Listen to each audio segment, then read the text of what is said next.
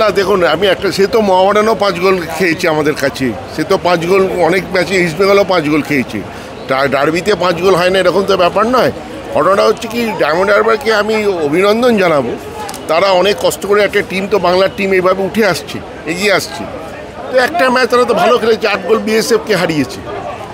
আমাদের টিম এখন একটা প্রিপারেশনের মধ্যে দিয়ে যাচ্ছে। এখানে শুধু আমি একটা কথাই বলতে চাই, আপনারা ডায়মন্ড হারবার নিয়ে প্রশ্ন করলেন, আরেকটি যে বড় ক্লাব আছে কলকাতার, তারা সিনিয়র প্লেয়ার খেলাচ্ছে, আর আমরা দেখুন কতগুলো জুনিয়র প্লেয়ার খেলিয়েছি। আমরা সিনিয়র 4 জন। আপনি যদি ভালো করে দেখেন, আমার টিমের এত ইনজুরি ছিল যে জুনিয়ররা খেলেছে, জুনিয়ররা খেলে 5 গোল দিয়েছে। তো এইটাই হচ্ছে মোহনবাগানের ক্রেডিট।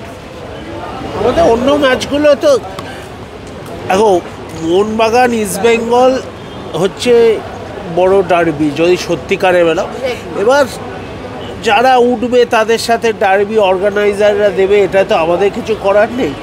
কিন্তু ডায়মন্ড হারবার ভালো টিম উঠছে, কিন্তু মোহনবাগানের যা ভার আমার মনে হয় না তার কাছে দাঁড়ানো। আর তো আমাদের অর্ধেক প্লেয়ার ইনজিওর্ড ছিল আগের ম্যাচগুলো। তোমরা একটা ম্যাচ মোহামেডান একটু কষ্ট করে জিততে হয়েছিল বলে এমন করে লিখছিলে যেন মোহনবাগান টিমই নয়।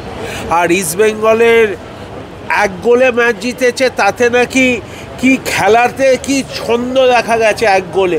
তাহলে আমি জানি না আজকে 6 গোলের মধ্যে আমাদের কতগুলো ছন্দ দেখা যাবে। পেনাল্টিটা নিয়ে কিছু ওটা ক্লিন পেনাল্টি।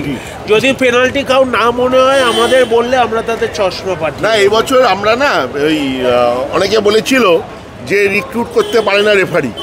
এবছর মনে হয় কোনো টিম রিক্রুট করেছে। কালকে একটা খেলায় আমি দেখলাম যে রিক্রুট করেছে বলেই রেফারি ওই রকম গোল পেনাল্টি হয়েও হচ্ছে না। তো এই বছর আমার মনে হয় প্লেয়ারের বদলে রেফারিটা রিক্রুট করতে পেরেছে। আজকে মেরিনাস ডি এক্সট্রিম এবং মেরিনাস এরেনা দুজনেই করেছে এটা টিফো, এবং সবার মধ্যেই এটা বাংলা ভাষাকে নিয়ে। দেখো, আমাদের ভাষা বাংলা ভাষা, এটা নিয়ে তো আমরা এটা গর্ব করি। সেখানে যদি বাইরে থেকে বলা হয় যে বাংলা ভাষা কোনো ভাষা নয়, আমার মনে হয় প্রতিটি বাঙালিরই এটার আগেনস্টে গর্জে ওঠা উচিত। কারণ তাহলে আমাদের সিদ্ধারা নেই। যদি আমরা আমাদের ভাষাকে অপমানও আমরা কিছু প্রতিবাদ না করি, তাহলে বলতে হবে আমরা সত্যি কোথাও বাঙালি জাতটা হারিয়ে গেছে। না, আমরা তো খেলাধুলো তো সমাজের বাইরে নয়, তো সমাজেরই প্রতিচ্ছবি। যারা খেলা দেখতে আসছে তারা কি সমাজের বাইরে? তো তাদের যেখানে প্রতিবাদ জানানোর ভাষা তারা পাবে, তারা প্রতিবাদ জানাবে। Thank you.